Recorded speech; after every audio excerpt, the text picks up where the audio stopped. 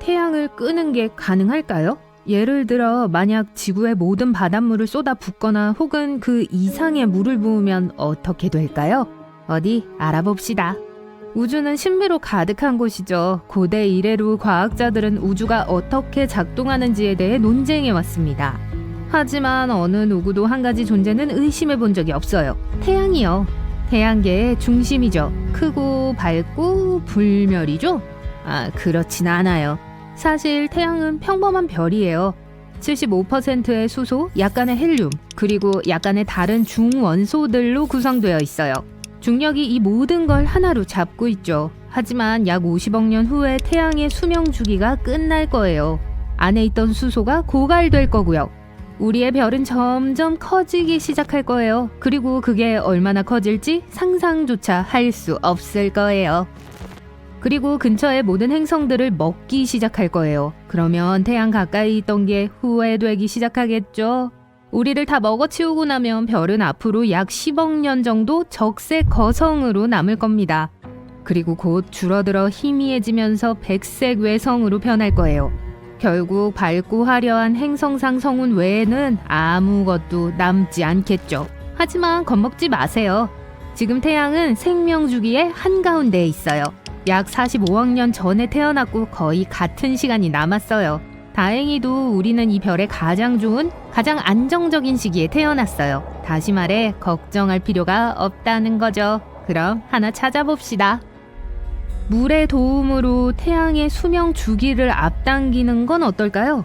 지구의 모든 물을 모아 태양에 부어보려고 합니다. 우선 양동이가 필요해요. 아니, 이거 말고요. 정말 큰 양동이가 필요할 거예요. 이건 약 13억 6천만 제곱킬로미터의 물을 담을 수 있어요. 워싱턴에서 시카고까지의 거리와 같은 크기일 거예요. 아니면 평범한 양동이밖에 못 찾는다면 약 7,000경 개의 양동이들이 있어야 할 겁니다. 0이 18개 있는 수예요. 좋아요. 마법같이 그런 많은 양동이들이 있다고 해봅시다. 태양을 꺼야 할 시간이에요. 별에 물을 다 부으면 아무 일도 안 일어나요? 진짜로요? 이것 좀 보세요. 태양이 우리에게 미안함을 느끼고 태양 표면에 작은 폭발을 일으키네요. 지구상의 모든 물이 사실 태양에겐 별 볼 일 없는 물 한 방울이었던 거예요.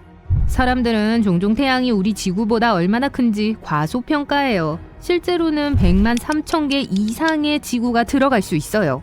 그래서 태양은 꺼지지도 않고 차가워지지도 않을 겁니다.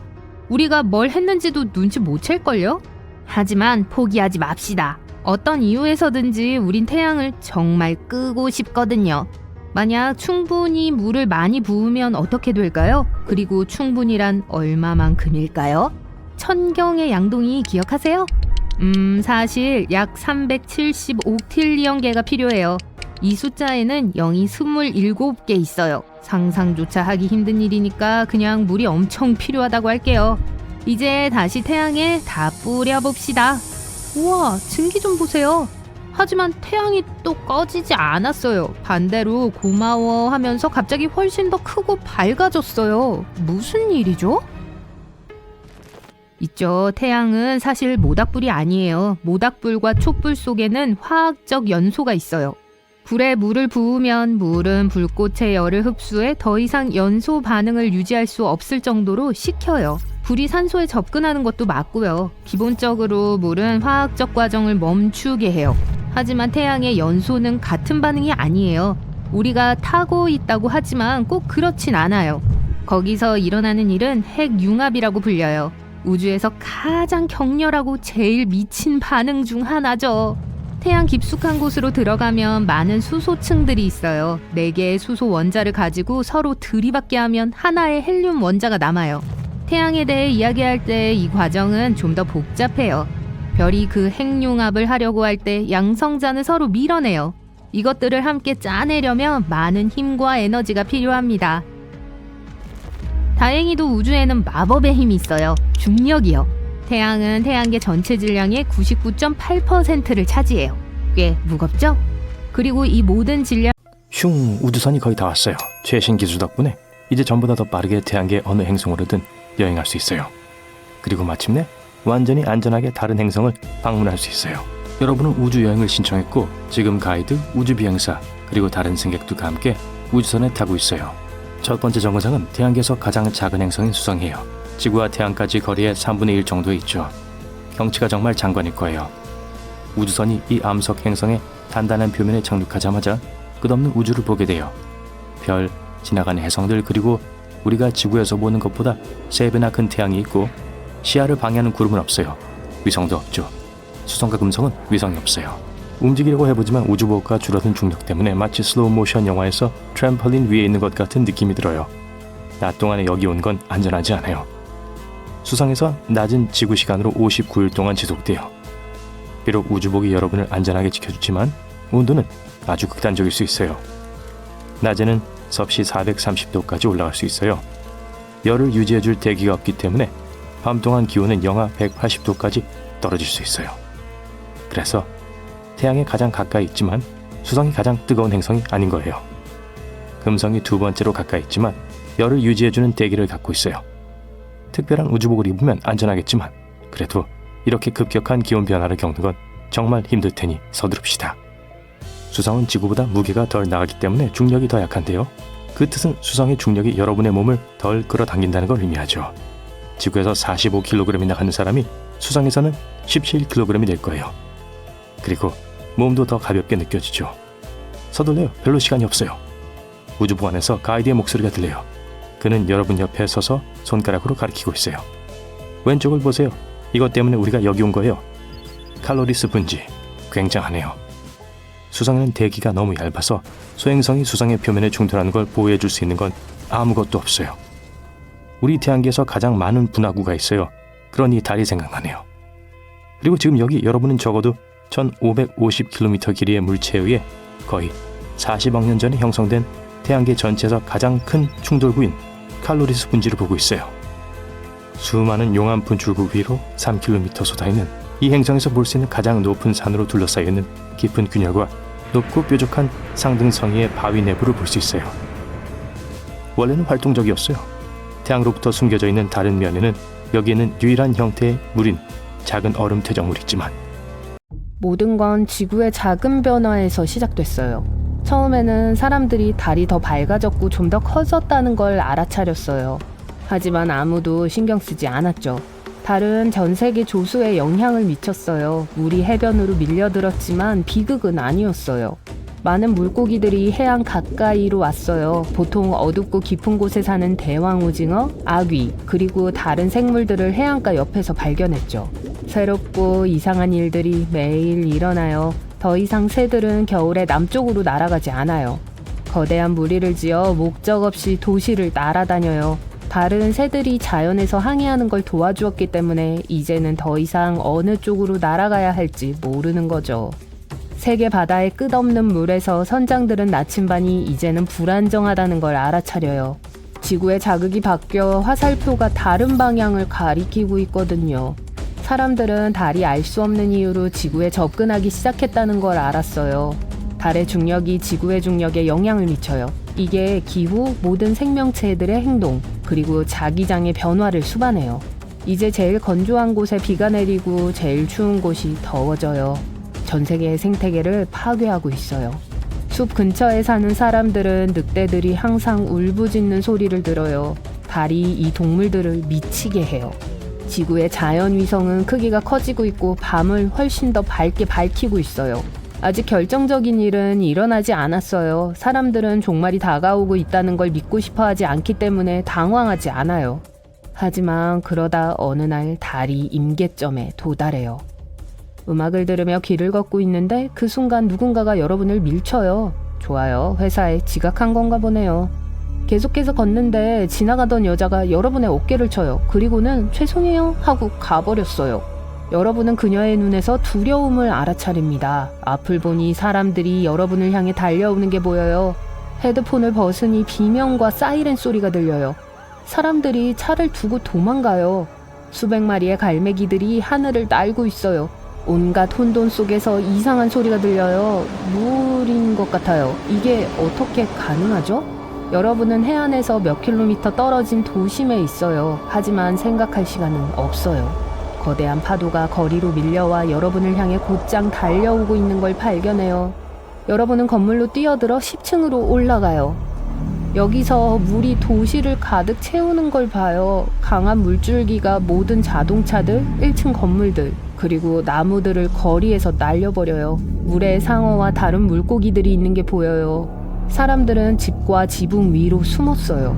도시 전체가 숨을 쉴 때마다 에스프레소 한 잔처럼 온몸에 전기가 흐르는 행성을 상상해보세요. 하늘은 강렬한 푸른빛으로 물들고 거대한 나무들은 하늘을 향해 뻗어있고 생생한 녹색잎이 놀라운 속도로 자라고 있습니다. 매일의 운동이 다른 어떤 것과도 비교할 수 없는 스릴이 돼요. 풍부한 산소를 마시며 운동할 때면 힘이 넘치는 자신을 발견할 수 있어요. 평소에는 불가능해 보였던 역기를 들고 풍경을 가로지르며 달리는 것이 수월하게 느껴집니다. 마치 세상 자체가 에너지로 가득 찬 것 같아요. 모든 것이 더 빠르게 움직입니다. 주변의 야생동물도 산소 과부하의 영향을 똑같이 받아요. 동물들은 장엄한 비율로 대지를 돌아다닙니다. 속도와 민첩성이 그들의 거대한 몸집을 밀어내요. 산소를 가득 머금은 치타와 함께 페라리도 부끄러워할 만한 포식자와 박진감 넘치는 추격전을 벌이는 모습을 상상해보세요. 이제 어떻게 이런 황당한 시나리오가 가능할 수 있는지 궁금하실 텐데요. 네, 어디 살펴보죠.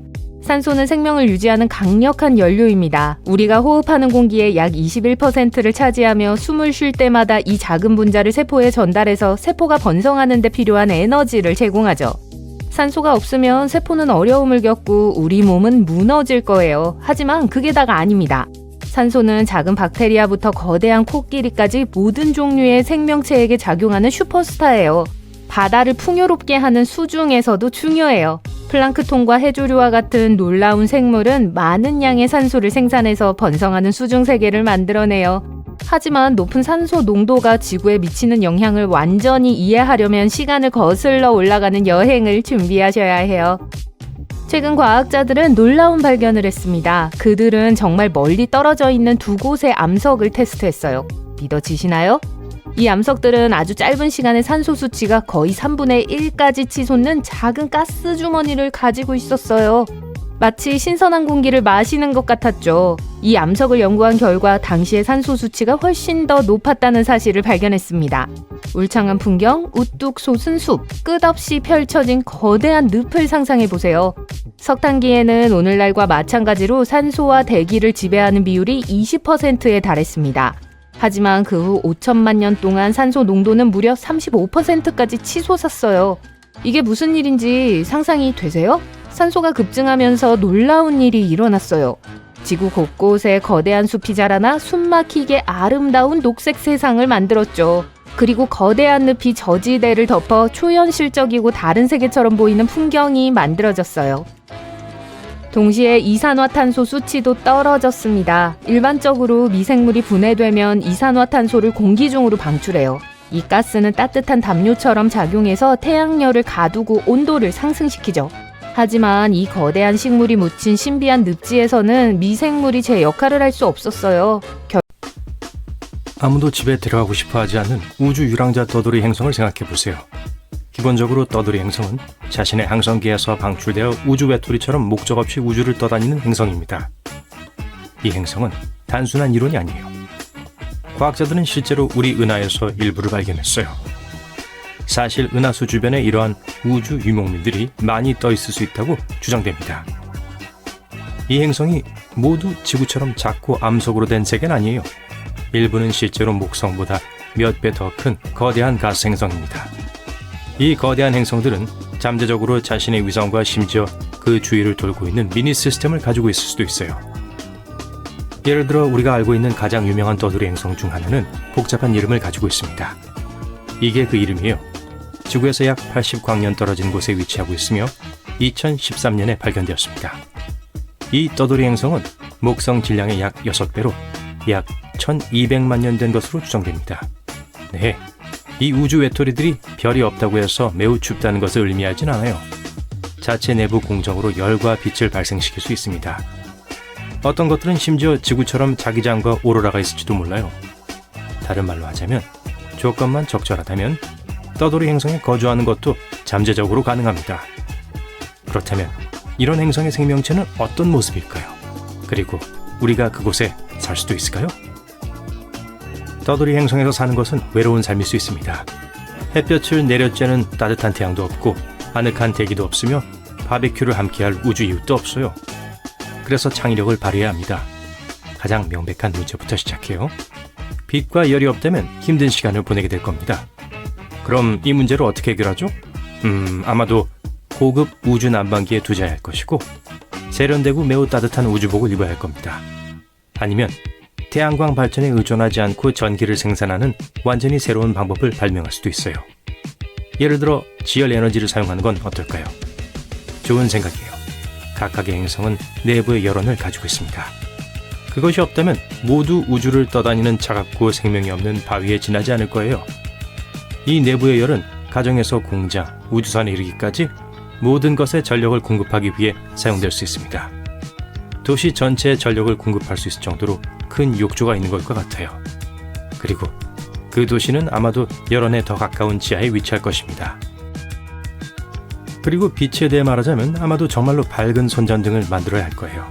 아니면 어쩌면 집을 밝히기 위해 생물 발광 유기체를 유전적으로 조작하는 법을 배울 수도 있을까요? 네온 버섯과 식물로 뒤덮인 우주기지를 상상해 보세요. 식물 얘기가 나와서 말인데요. 별이 없이는 식물 생명체를 얻기가 꽤 힘들 것입니다. 그럼 우린 뭘 먹죠? 아까 언급한 지열 분출구나 화학 반응을 이용해서 우리 자신을 지탱할 수 있습니다. 아마 유황이 풍부한 음식을 좋아하게 될 수 있고 거품이 이는 화산 진흙에 음료를 발효시킬 수도 있어요. 하지만 음식 외에도 더 중요한 문제가 있어요. 떠돌이 행성에서 사는 것은 말 그대로 숨이 막힐 거예요. 공기가 없으니까요. 알다시피 모든 떠돌이 행성에 안정적인 대기가 있는 것은 아닙니다. 모두 크기, 구성 그리고 다른 요소에 달려 있어요. 우리의 새로운 행성에 대기가 있다고 해도 믿을 수 없을 정도로 얇고 불안정할 수 있습니다. 아름다운 푸른 하늘이나 감탄할 만한 극적인 석양이 없을 거예요. 대신에 우주의 무한한 공허함을 응시할 것입니다. 그곳에서 별들은 그 어느 때보다 더 밝을 거예요. 날씨 패턴은 잊어버리세요. 날씨 패턴을 만들 수 있는 대기가 없다면 비, 눈, 뇌우도 없을 겁니다. 이건 단지 몇 가지 사소한 문제들에 불과해요. 더 나쁜 것은 행성의 온도가 견딜 수 없는 더위에서 견딜 수 없는 추위로 변동하면서 심하게 요동칠 것이란 점입니다. 항상 켜지고 꺼지는 오븐에서 사는 것과 같을 거예요. 마지막으로 우리는 모든 종류의 우주 잔해와 우주 방사선에 노출될 겁니다. 바삭하게 구워지고 싶지 않다면 초강력 자외선 차단제를 장만하는 게 좋을